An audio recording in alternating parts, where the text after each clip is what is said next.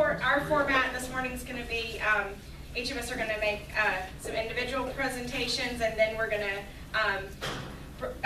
come back to the group and talk about some of the ideas we present. I'm Carrie Manning. I teach history at St. Ambrose University, modern U.S. history, and I'll be joined by Reverend Ford and by Vince Thomas, who everybody in the Quad Cities seems to have some sort of 6 degrees of separation connection to Vince Thomas, ultimately. I'm going to start just with a little history of the war on poverty. It might be the shortest lecture I've ever delivered, because I'm a historian, we tend to go on. But my talk I entitled The War on Poverty, A Tale of Two Dreamers.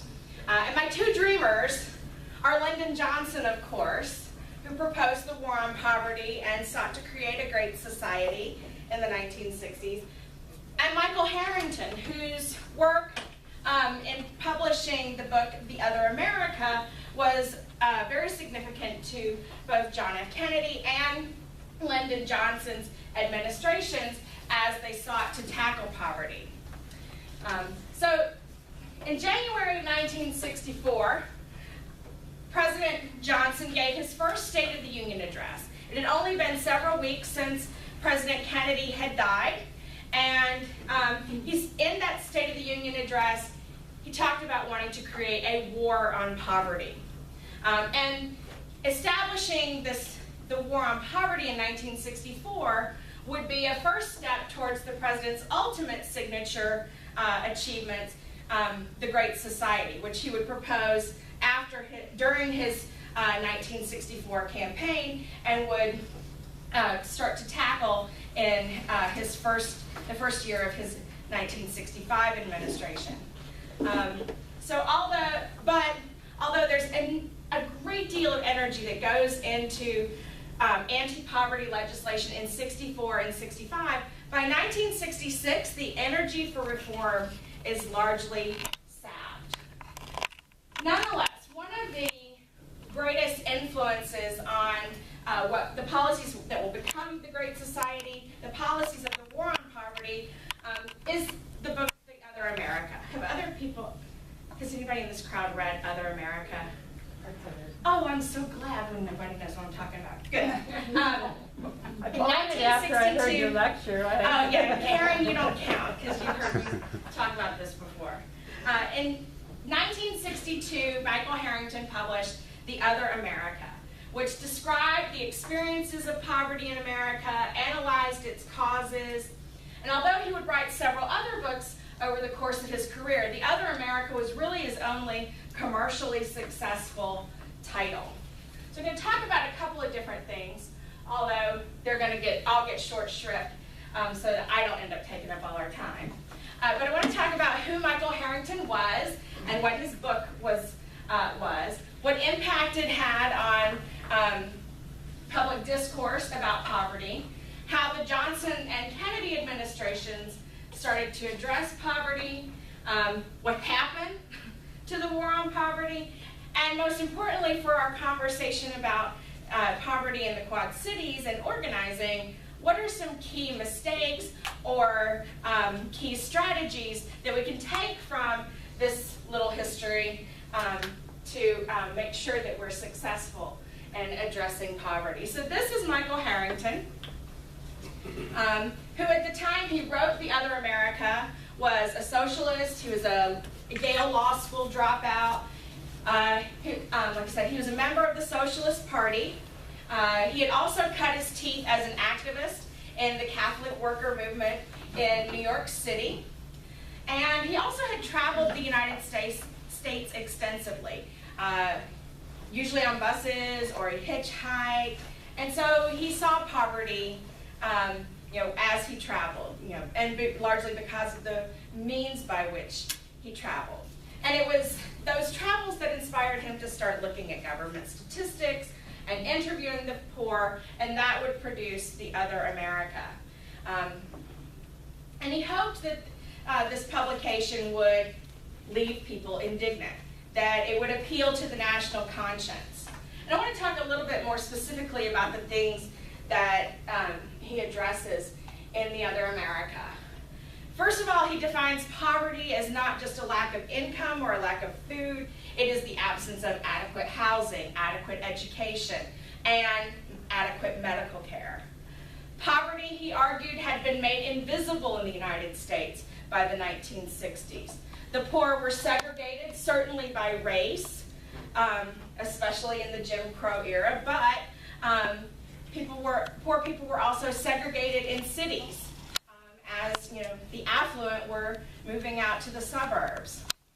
He said poverty was invisible because you didn't have to necessarily look poor in your manner of dress. You could get last season's cast-offs from the middle class at a thrift store, and so you may be impoverished, but not necessarily look that way.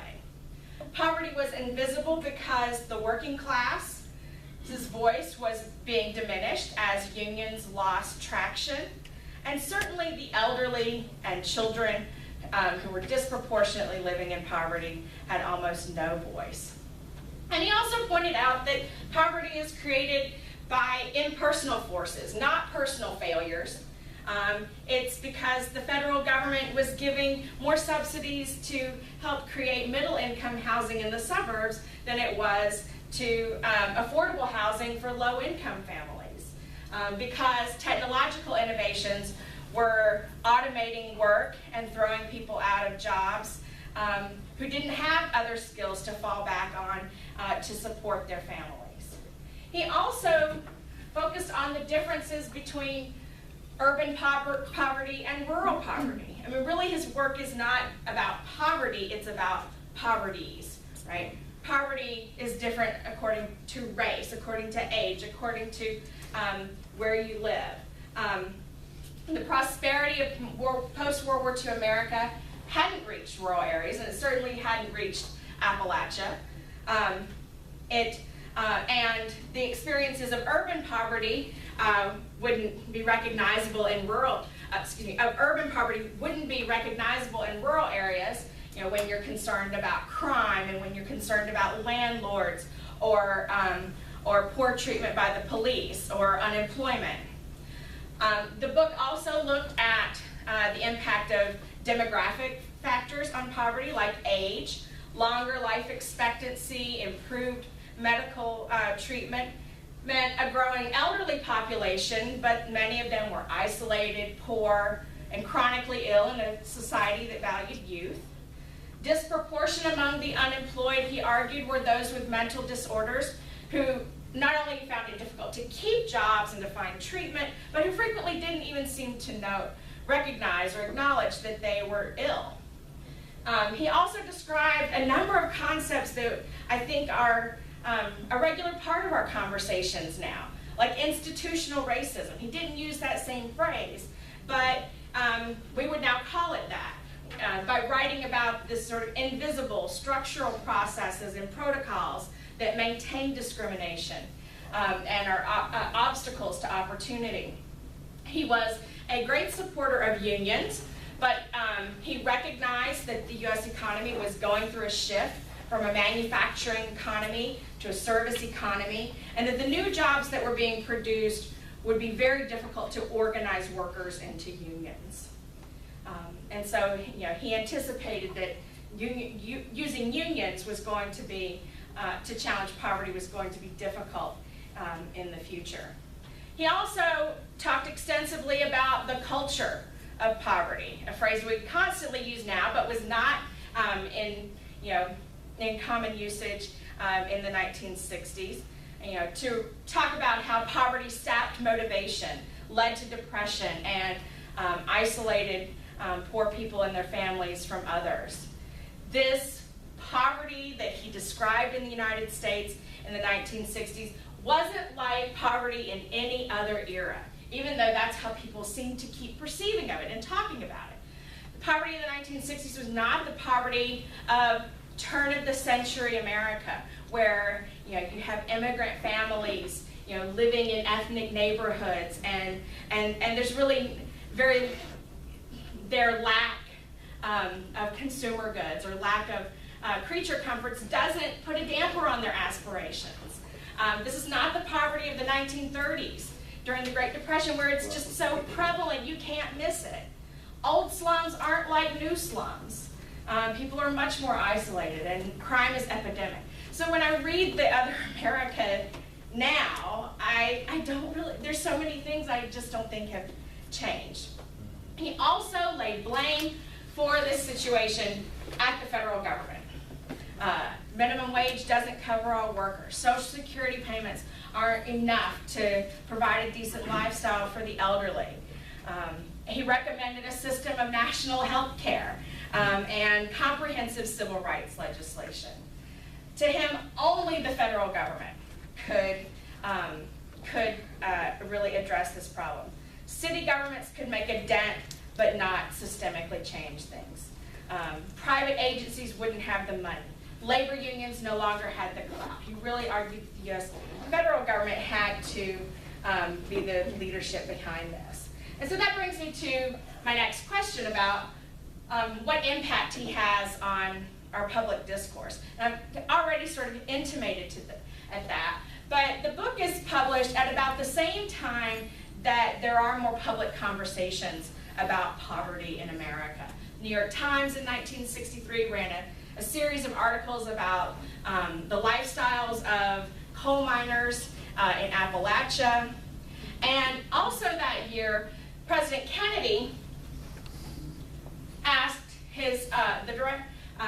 the chair of his Council of Economic Advisors, Walter Heller, to direct him to some resources on poverty. Heller immediately directed him to Harrington. And that prompted Heller and Kennedy to agree to create a task force that would propose policies to abolish poverty. But that's 1963, and the president doesn't really get a chance to really make those issues a priority before his assassination. Which means that poverty eradication gets to be Lyndon Johnson's issue. He meets with Walter Heller the day after the assassination, and he makes a commitment to anti-poverty initiatives. And he meets with Heller again in Texas right after Christmas. Now you tell me how I abolish poverty. As if you can do that over lunch. We wouldn't be here, right, if we could do that. And Harrington immediately told him, you've got to understand right away, you've been given nickels and dimes for this program. You'll have less than $1 billion to work with. So Harrington is willing to work with the Johnson administration, but he recognizes that they really have not committed enough resources to undermine poverty in the U.S. Nonetheless, he works 16 18-hour days at the White House to create proposals. Johnson wants this done quickly, and so they are working at a frenetic pace in order to do this. And one of the most significant pieces of legislation they're going to put together with Harrington's help is the Economic Opportunity Act.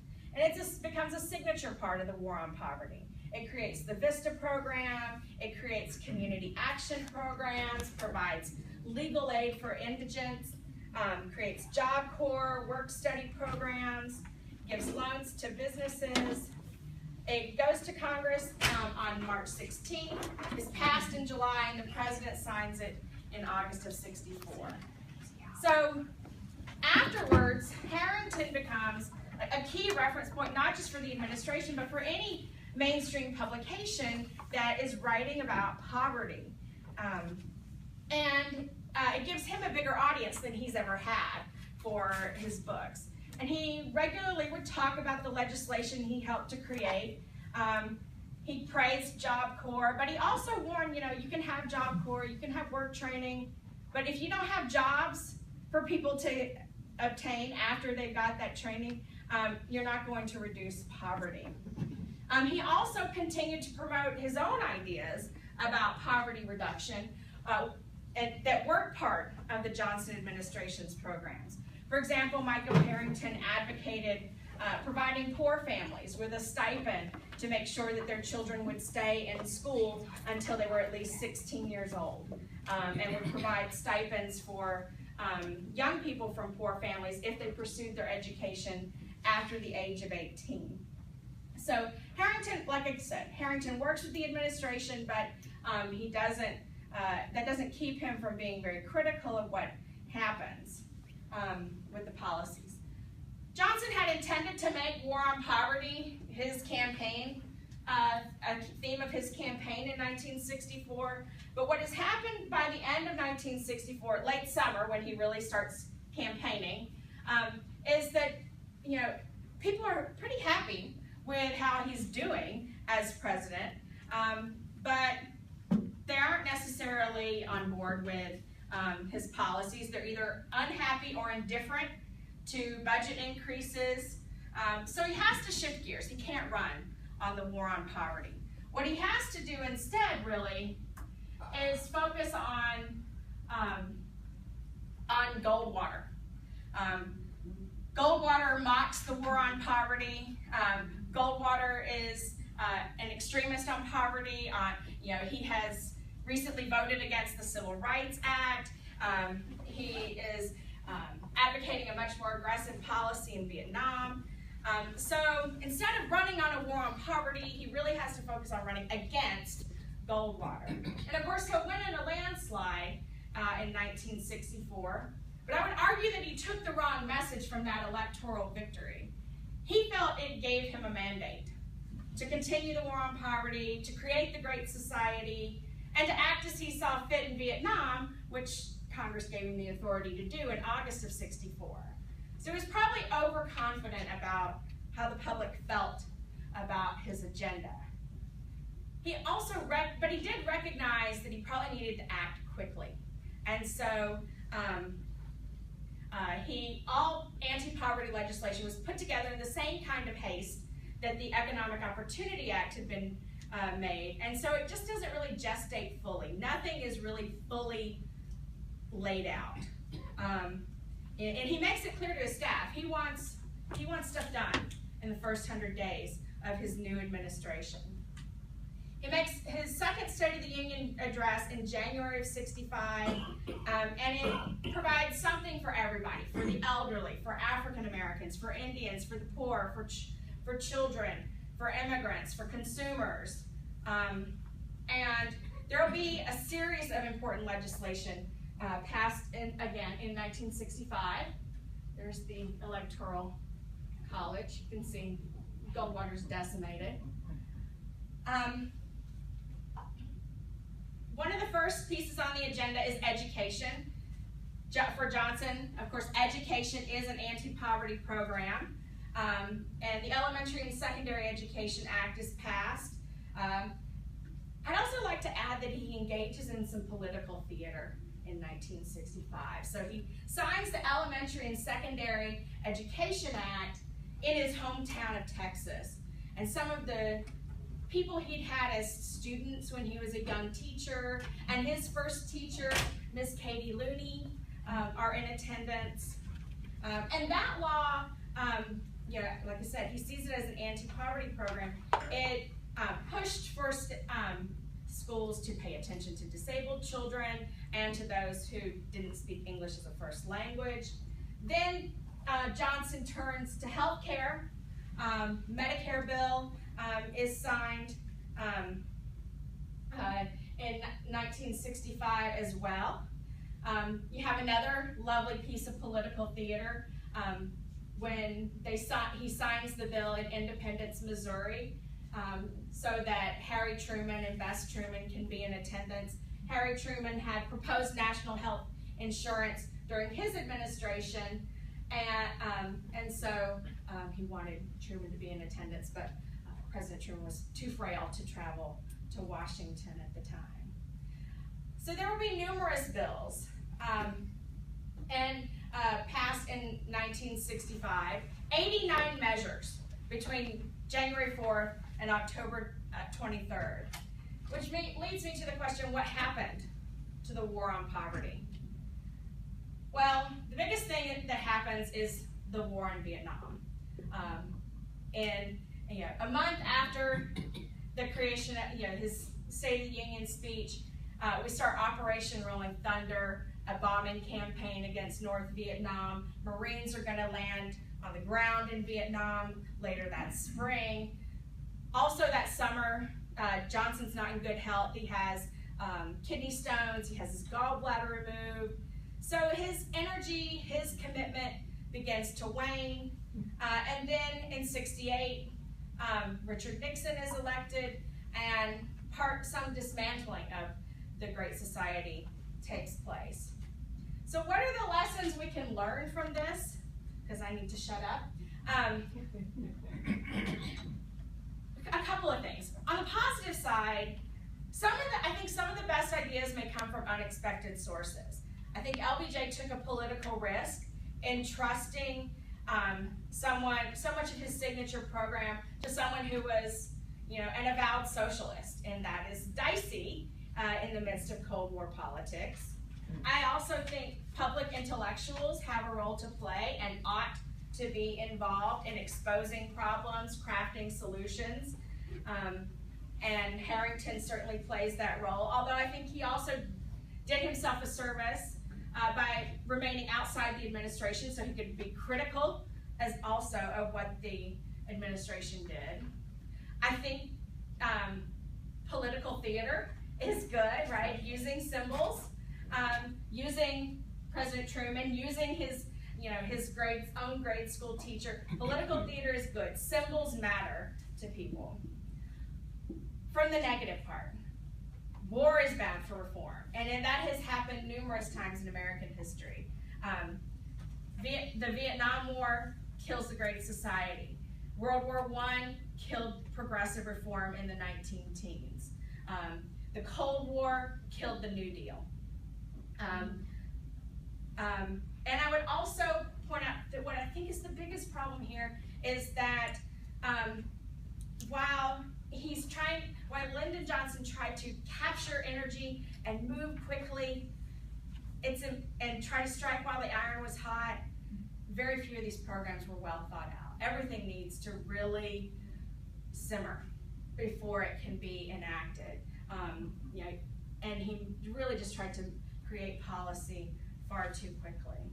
And so that's really what I have to contribute, is some thoughts on our history of attacking poverty, and then some things that we've done well at the federal level and done poorly. So.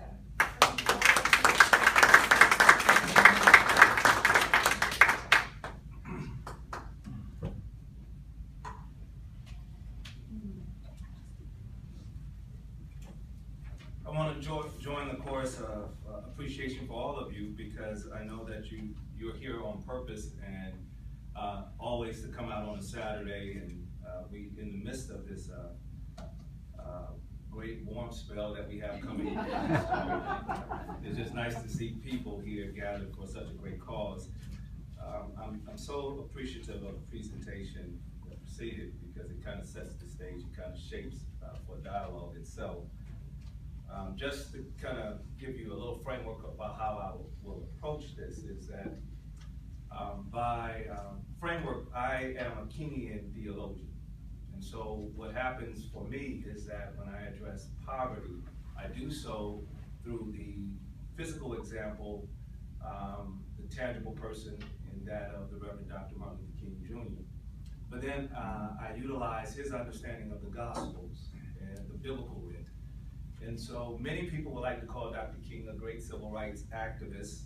They will call him a great humanitarian. But Dr. King never referred to himself as such. He always referred to himself as a preacher of the gospel. And so for me, that gives me great hope that it allows in this great marketplace of ideas, those who happen to be faith-inspired to find their place among many to be able to offer solutions to this great challenge. And when I say great challenge, as we talk about poverty on the community level, I'm very serious with the use of language, because poverty in and of itself is not some great reservoir that sits on the backside of a mountain. It is much like the Gulf. It has many different tributaries that lead into it. And so unless you and I think about how to stop the tributaries, we'll be trying to figure out how to drain this great reservoir, and we'll miss something because we're fighting a very ambiguity kind of field space. And so we have to approach poverty with a mindset that it has tributaries. I would argue at the outset of my comments that one of those tributaries is the failure of education. Education has always been, and I'll give more depth comments as we proceed further, that education has always been an escalator of opportunity, an expander of those resources that people would one day would hope to be able to call wealth. Two is that we have to also think about what it means to be economically empowered. Not just jobs, because we'll have a conversation about many people are working and still poor, but economic opportunity. That means that one must have the means of production, but also the ownership of capital. And so many of our communities, there are businesses there, but the ownership of capital is not. And so it becomes, in a real sense, a domestic colony. And then as we think about how do we approach economic opportunity that comes with stability, we also think about education, and then those satellite opportunities that surround those two main tributaries.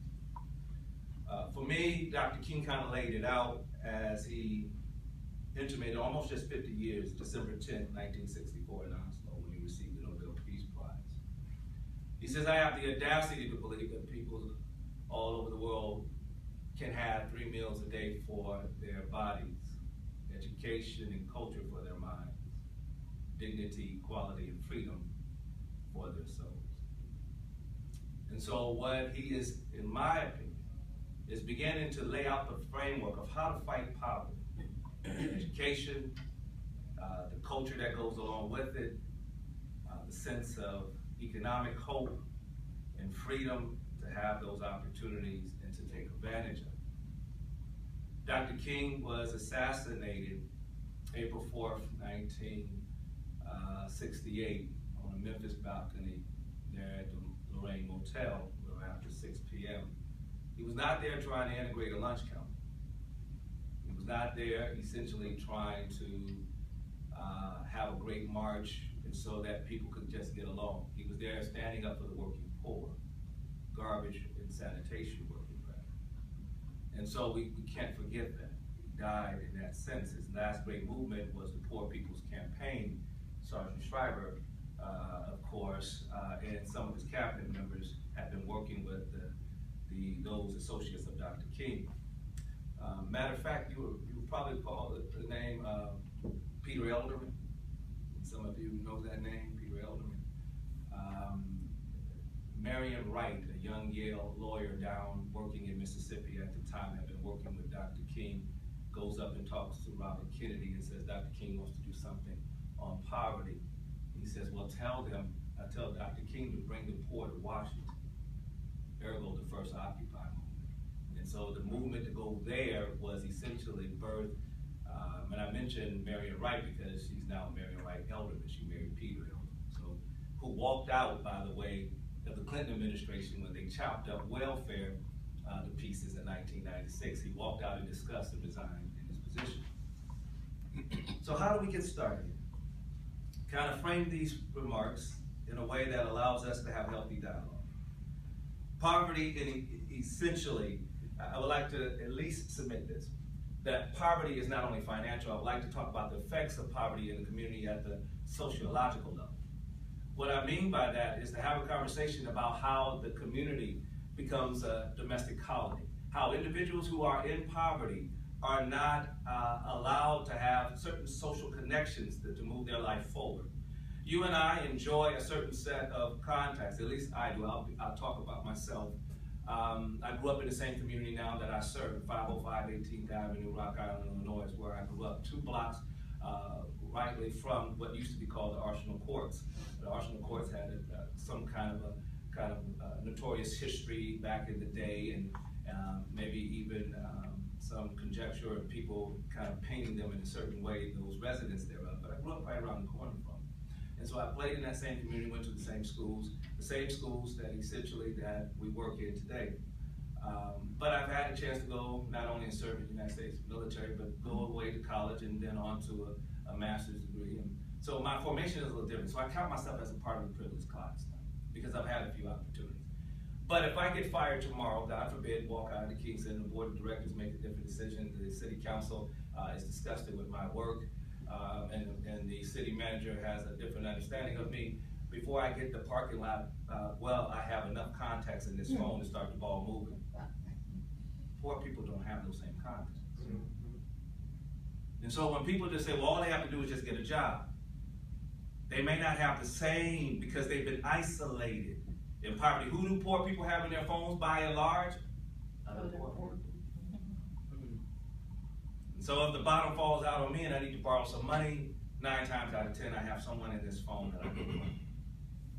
9 times out of 10, if my car falls apart and is in the shop longer than what I intended, someone in here could provide a ride for me and help me get around. So poverty essentially has a sociological effect that restricts people from opportunity.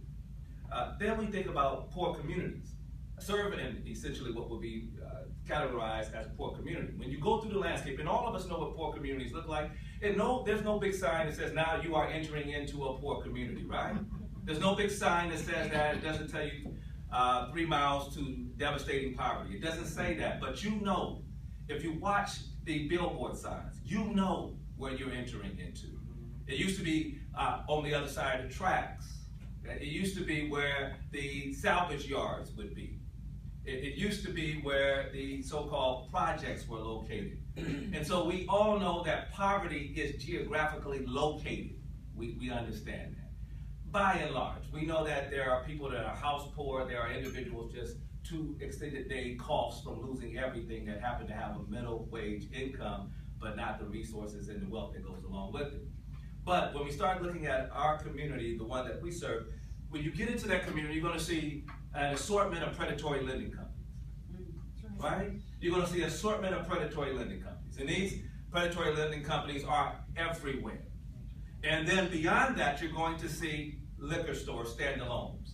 Now, this is not my moral imperative to tell people they shouldn't drink. That's not my conversation. My conversation is that how come in low-income communities there are always standalone liquor stores not attached to a major chain market store or something of that matter, or within a strip. So what happens then is that those places become poisonous and toxic to the environment, because a lot of things happen in those circles. And when you look at those liquor stores, while the regulation says that they should only have about 30-35% window signage, you would know that if you come into the community that I serve, that those stores are littered with signage. You can't even see inside the window. They have so many signs up about what they sell. And not just beer, I'm talking about hard stuff. I'm talking about stuff that is hard and cheap and keeps a poor community intoxicated. Notice now the predatory lending companies, the rental home centers, the payday loan centers, where they have this revolving chain of debt that swings it over the head. They used to be able to, legislation has helped in some sense, to be able to charge 300% interest on some of this stuff. People lose everything that they have been invested into. How do they have a person paying $7 a week for a flat screen television that they could have purchased at $199? They will keep that $7 a week for 2 years and could have bought a $3,000 plasma screen that's satellite connected and everything else with it. But so there's a lack of education that goes along with what are the services that people use. Now this is a poor community, and what business owner comes down to set up a business in a poor community? Because when you kind of argue the fact that the community can use a different set of businesses, they always say, well, there's not enough income base. But the last time I checked, I've never seen a liquor store or a pawn shop go out of business in our community. So what is it that they know that we don't know about our communities that happen to be poor and impoverished? So we got to broaden the discussion and kind of shape this to make sure that we're not being taken advantage of, and to find different opportunities that are led. So I'll close that point by just saying, when I get ready to look for a bank community that I serve, we did a ribbon cutting last year, and it was, you would think that we opened up forgive me for using this Bank of America. I only say that because how big they were in the Northeast, right? But it was just a teller. It was just a teller. And there's still no bank in that community. There's not a grocery store. And thank God for the people that come down to the community that I serve and they want to offer fresh fruits and vegetables and they bring a veggie mobile or they bring a bus for people to get on to go up to Hy-Vee or to Aldi's or something like that. But wouldn't it make sense to bring a grocery store there? Just my thoughts. So that the dollars that come in will stay in that community as well. So that people that need a job can get hired in that community as well. For what does it do to the psychological impact of a young person or an elderly person that always has to get in a vehicle or a bus to go out of their community to get the most basic of needs? I'm talking about dry cleaners. I'm talking about the most simple things that you and I enjoy. What does that do to the psyche of a person? And then I want to talk very quickly about what that means as it pertains to, and hopefully we get to a larger discussion because I want to make sure we have a chance to dialogue. The prison industrial complex is big in my community, right? There wasn't an opportunity that I went to during this last election season on both sides of the river that was minority populated, that they didn't ask the standing politician or the candidate, what do you plan to do with prison reform? Not one time did I go that question was not raised. You know why? Because this is a mess now. And how do we go from 30 years ago having only 300,000 people incarcerated, 30 years ago, 300,000, to now 2.2 million? And then in 1973, there was a commission report that suggested that no new adult prisons were to be built in the United States, and that all existing juvenile centers were to be refit for educational and recreational use. That's 1973. 1982, the administration changes, Reagan launched the war on drugs. Now, only 2% of the people in a major poll said that drugs were even a problem. And actually the facts would say, if you check out the facts, that drug use was incredibly on the decline. But when you say war on drugs or war on poverty, we can talk about both of them. I'm third-generation combat veteran. I hate war. I despise war. And that's why I do what I do today. And I love what I found in the military with the human beings I served alongside, but I just hate war. But when you say war, that means you have to define an enemy. Never forget that. So when you say war on drugs, you have to define who the enemy is. And then when you say war, you have to define where that war will be fought, because you have to fight war somewhere. That's why we go overseas in an attempt that war would not come to us. And where are those spaces that war happens? In poor communities, right? Because they don't happen in wealthy communities. Then you got to think of strategies. So then you have now rolling the Rockefeller laws, Giuliani in New York, he'll put it all together, conspiracy laws, that even if you were associated with a gang member by family, race, or anything like that, what happens then if they commit a crime, you get pulled in and you go to jail too, whether you had no idea about the crime at all. 1996, Bill Clinton comes in and pushes, because he has to be hard on crime, and you know you got to get elected. 3 strikes you out, and I'm not saying that some people, believe me when I tell you this, I'm not saying that some people have not done some things that they need to be incarcerated for, and some people actually need to be incarcerated for life. Believe me, I'm not on that side that says that we should just do away with prisons or jails. Listen, I understand that. But at the same time, the offenses, the heavy and harsh critical offenses that were happening. So you have mandated sentencing for crack, because you have to define who the enemy is. And those that carry crack cocaine, of course, you're the enemy, because crack is so vile, and it is, but it's the same substance as powder is. And the same amount of drugs that were being used in crack was the same amount of drugs that were being used in powder cocaine. It's just the difference was that 98.9% of the people caught with crack were black and brown, and the 98% of the people caught with powder just happened to be of the broader context of our white brothers and sisters. And see, because you're poor, then you have to do your drugs out in public, but when you have wealth, you can do it behind gated communities. You can actually do it in the dorm rooms, but when you're poor, you're out in the projects and in the streets and the backyards, and people can see, and so the police cars roll through, and so now we have a mass incarceration ethic. And anyone wants to read any further, you have to read Michelle Alexander's The New Jim Crow. You have to spend some time reading that. I'll walk out of this by saying also the psychological ramifications of poverty in our community. The same schools that I served in and went to when I was a kid, they're still on academic watch. So we gotta have a conversation about that. Right now, the Rock Island School District, the school district that I love and I fight for every day, we got 3 schools on the SIG grant, School Improvement Grant. Rock Island High School moving into its third year, 2 elementaries, Francis Willard and the Rock Island Academy. They are going into their 2nd year. Principals are trying to champion and kind of pull the student teachers, but here's the challenge. We didn't get those grants because we were performing. We got those grants because we were horribly deficient. At some point, sometimes the lowest 5 percentile, and all of them rendered at the lowest 20 percentile of the state education. If we don't get this right, those are transformation grants, meaning that we gotta get something right. Those are community impacting grants. We gotta involve the community. Then that means something else happens. And what happens to kids that don't get education and the opportunities, and their schools are labeled dropout centers? What happens? Right now I'm mentoring 2 kids. I wish I could take more time with you, and hopefully one day I get a chance to share. I'm mentoring 2 kids that graduated with a diploma that they probably can't even read the word diploma on. I'm telling you guys, that's true. And one of them went to a school where they just allowed him to sit down and put his hood on, and they didn't bother him, and he didn't bother them, and they count that as a day and give them crossword puzzles for English, and now they can't even do basic algebra, and they're trying to move their life forward, and they have antisocial behavior because they always allowed them to sit in the corner of the room. This is what happened to poor kids.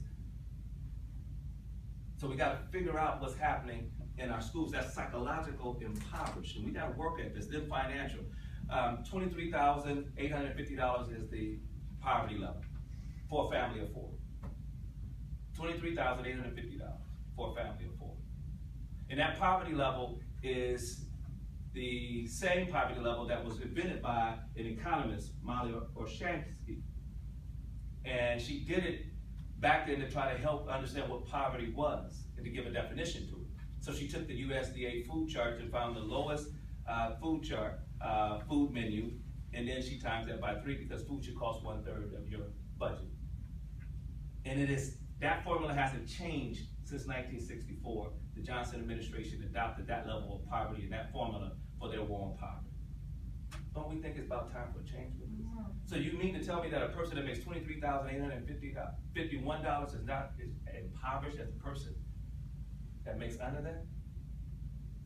And so what happens, we have a whole nother contingent, almost 48 million people in America living in poverty, and then you tack on millions others that are near poverty. And so we have generational poverty, it's the same communities, and we have to ask our communities what's going on here when we have all this poverty and nothing changes, the same neighborhoods, same last names, all this stays the same. Generational, chronic poverty. Those that are trapped in a dim-lit cell, as James Baldwin would say, of the American dream, who watch the footsteps of everybody else walking along society, that never have a chance to lift their head up high because they reside in the socioeconomic basement. And we got to find a way to build a tributary and widen the stairwell so they can get up, to get to the balcony. You say, well, I wonder why they don't have vision for their life. Well, if your head was hung low because of a low ceiling, you wouldn't have much to see either. So we got to figure out a way to deal with generational poverty. Then crisis poor. Most of America is in that category. Doing well.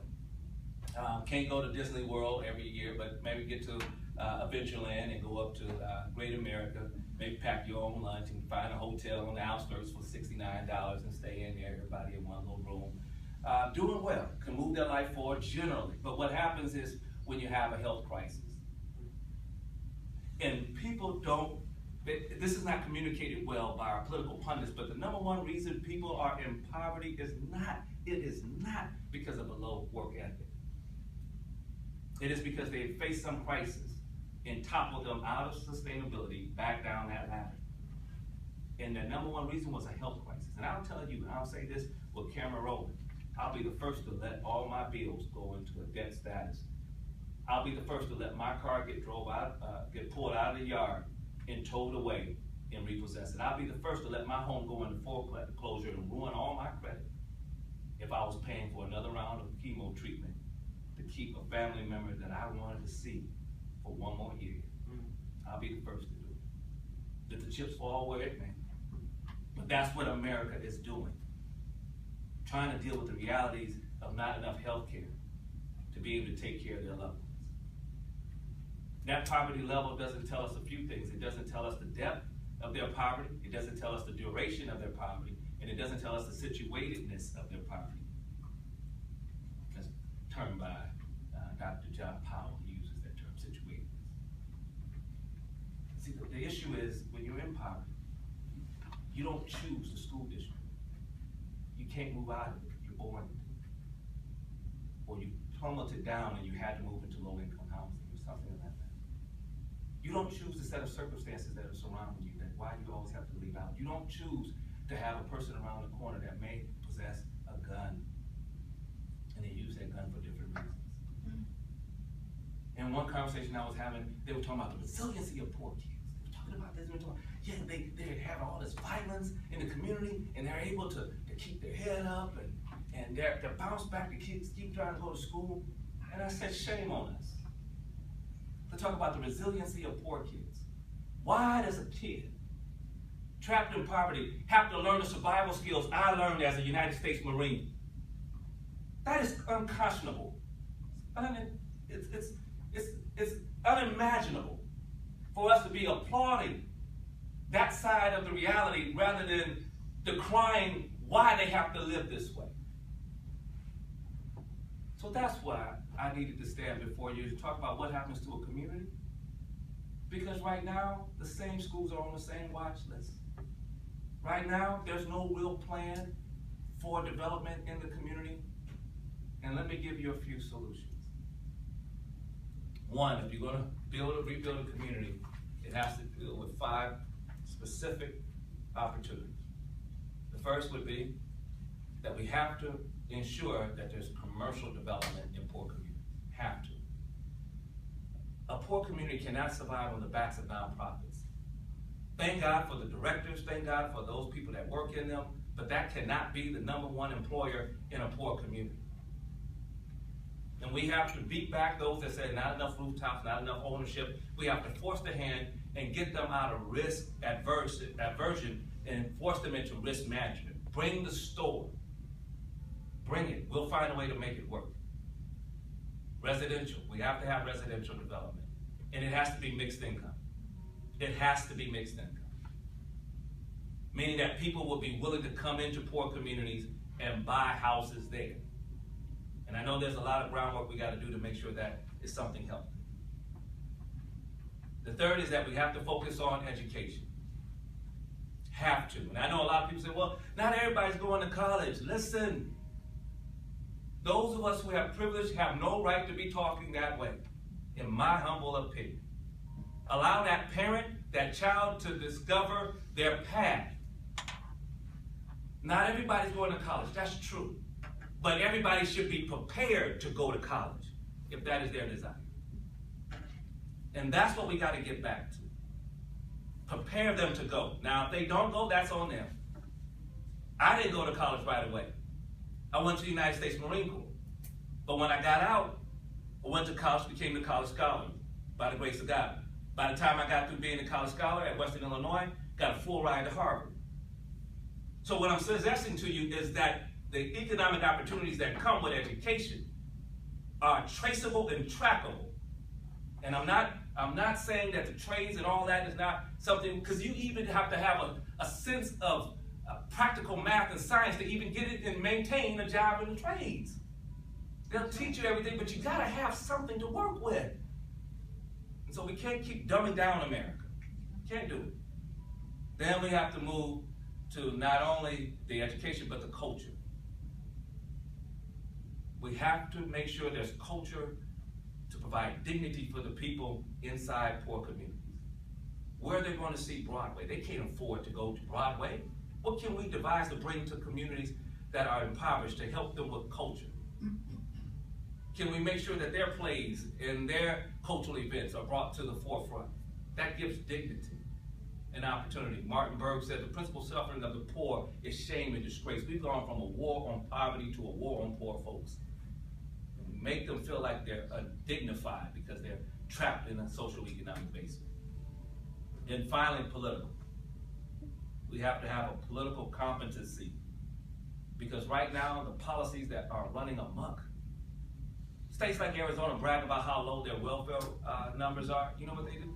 They chopped it down from 5 years to 2 years and push everybody off. Now you have women going into the sex trade. You have women going and doing blood, drawing blood 2 and 3 times a week, trying to take care of the bills. And I'm not saying that we don't have challenges in how we fix all this. What I'm saying to you is that we have to have the political courage.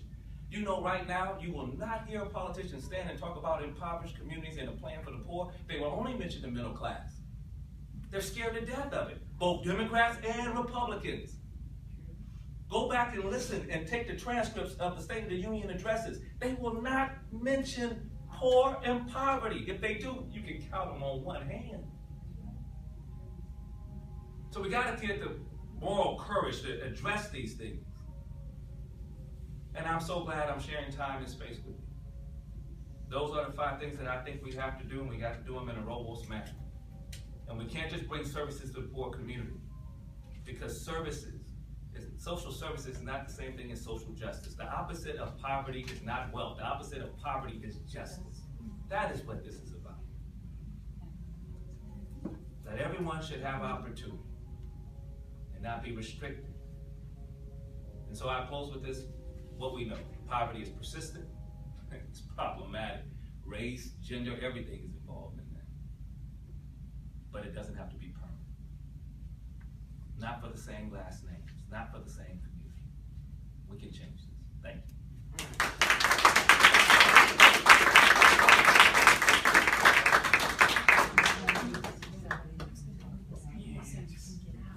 Andrew got a few questions. Can I ask both of you all? I think what they're going to do is go in rapid fire, and they're going to try to get it down. Let's pretend we can find out.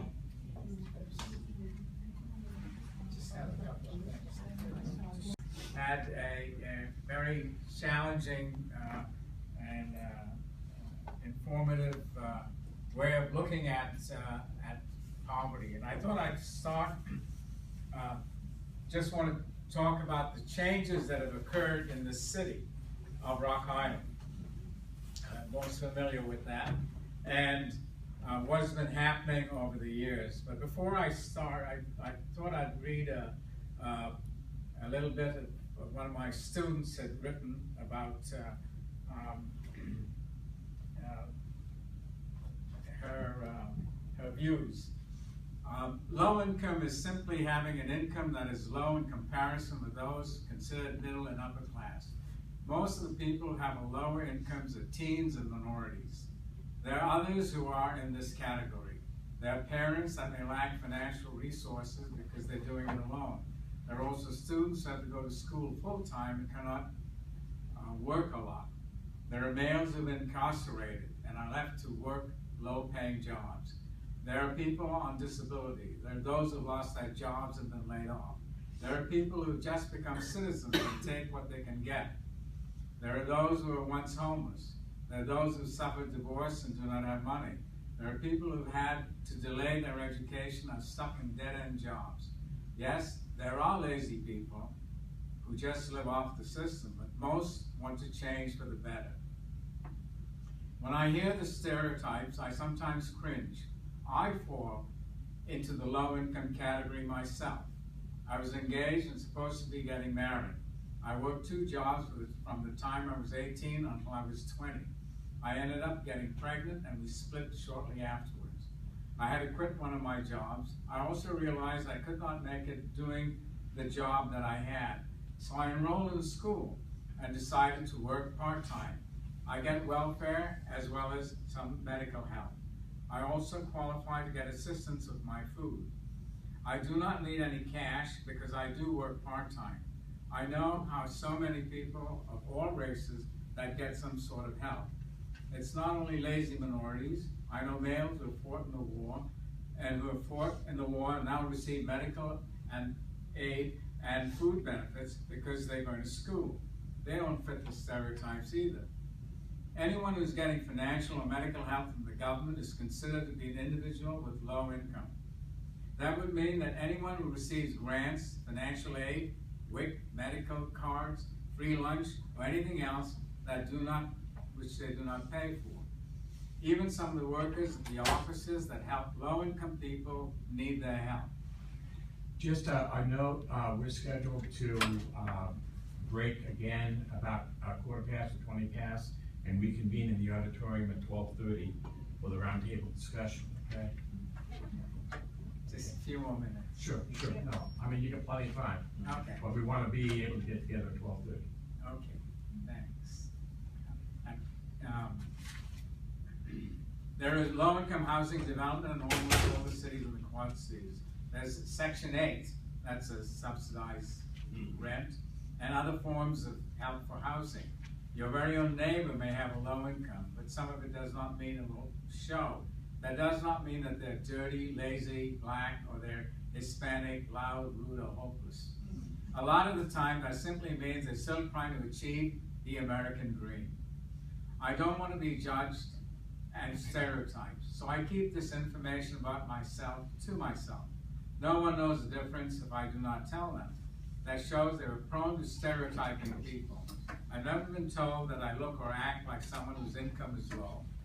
The moment I tell someone the truth, they will judge me and gossip about me. I hope that one day society realizes that their people may not be able to help their situation, and the majority of people want to have a decent life just like them. So this is one of the students just writing about her views on when we were discussing poverty, the situation about poverty. I think, yes, Reverend Wright just talked about how if you go into a city, I tell some of the students, you can tell driving into a town, which is the lower, where the lower income people are living, because you see the payday loan and the pawn shops and the convenience stores, and all this is because folks are seemingly trapped there in the sense that they don't have the transportation to take them out to the suburbs or to the shopping malls, and so the convenience stores flourish and those kinds of things happen. And of course you can even have your car title your same day, and you can get a loan on your pay in advance, and all those things that happen. And I have friends that I work with who have fallen into the same problems. And one of the reasons that I keep feeling is very important is what has happened in particularly Rock Island, has been what we say it is a segregated society, and to be able to say that it still continues is somebody would say that I was not being truthful. But the fact is, if you look at the figures where people live, that is one of the situations that we have. And I first came to the community in 1958, and so I've seen the changes that have occurred over the years, and there has been a decrease in the population since the 70s. And when we were at one time 50,000 people, we're now less than 39,000. And so who's leaving the city? Well, part of it we know, people are moving on to better jobs, or maybe they're going across the river, and you see that every morning, people going back and forth. But one of the other figures that show up in the census is that the number of African Americans have started decreasing in the city of Rock Island. One of the reasons has been that there's been a removal of public housing. And the city, whether you say the city or the officials, feel that in fact is what is going to help build up the city of Rock Island. That we don't need those number of lower income people. My question is that if you don't have, before I put that away, there's a book written by Douglas Massey, which is called The American Apartheid, and in which he goes into very detail about how cities have been segregated, causing the kind of problem we have. And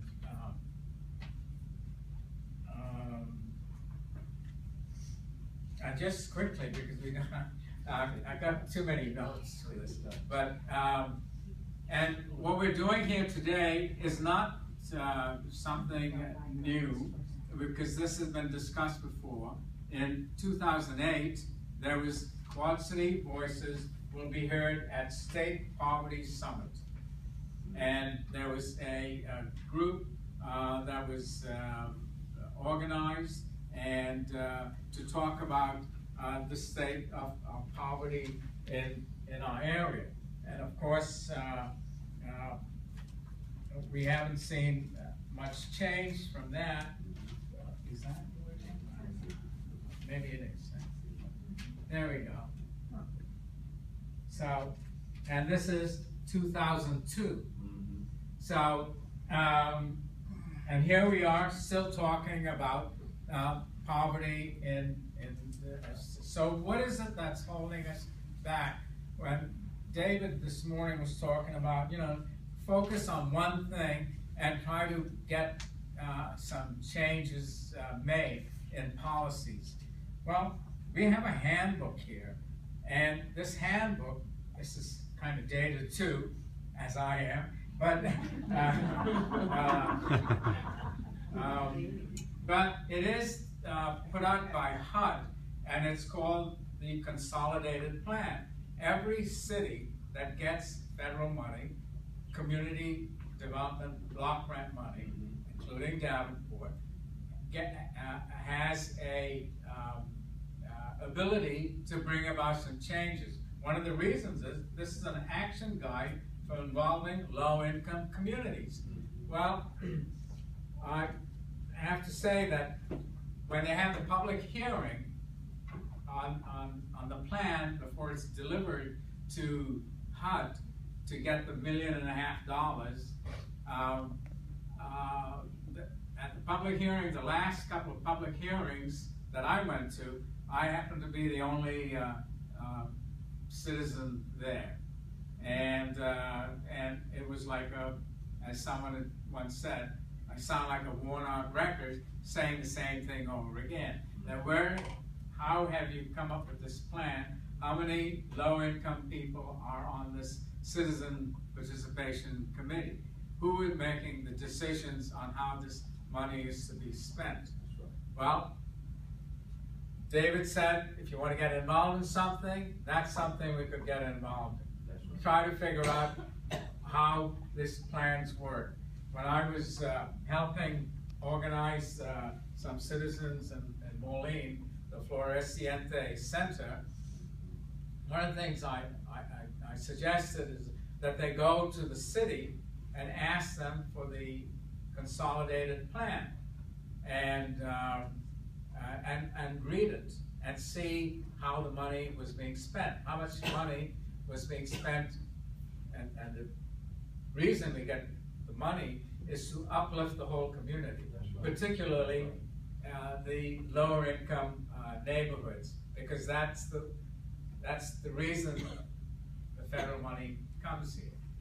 But most of it gets spent on the current staff, supporting the staff, so that your taxes and mine don't get raised, and so we support the current staff, and much of the money is spent that way, and very little filters into the community. One of the most active things that the city of Rock Island has used the money for is to tear down and demolish housing, and they feel that that's one way of uplifting the community.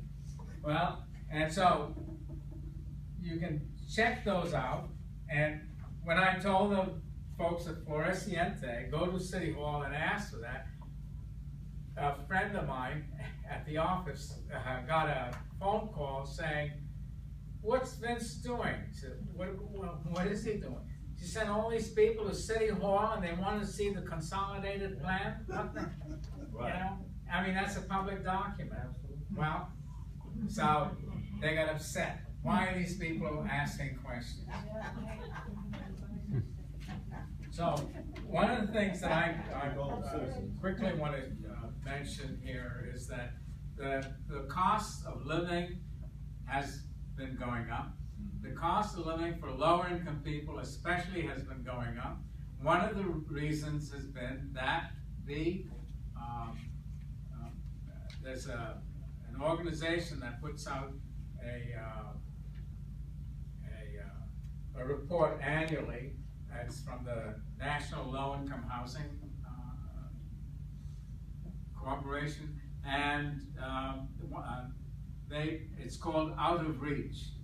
And Out of Reach tells us how much money it costs for people to rent housing these days. Right. And so in 2014, for a